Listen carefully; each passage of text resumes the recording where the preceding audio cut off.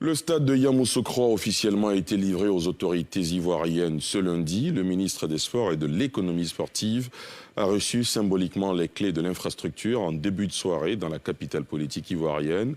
Une réception qui intervient à quelques jours du match Côte d'Ivoire-Zambie prévu pour vendredi prochain dans la dite enceinte. Pierre Dipomela.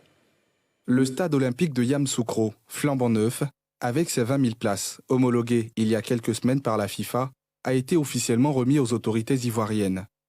Le ministre Dan Opola a symboliquement réceptionné les clés avant de visiter tous les compartiments de l'édifice. Les vestiaires, l'infirmerie, les tribunes.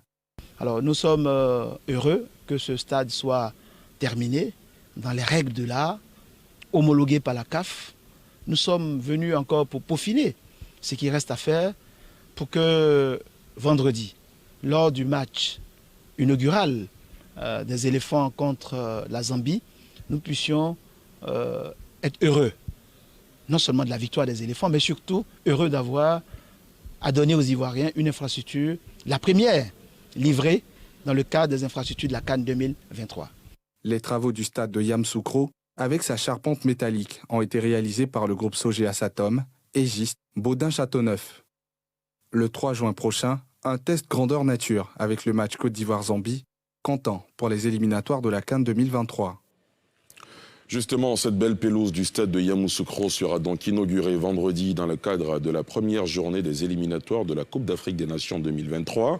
La rencontre opposera nos éléphants et les Chipolopolo de la Zambie. La rencontre marquera le baptême de feu du nouveau sélectionneur des éléphants.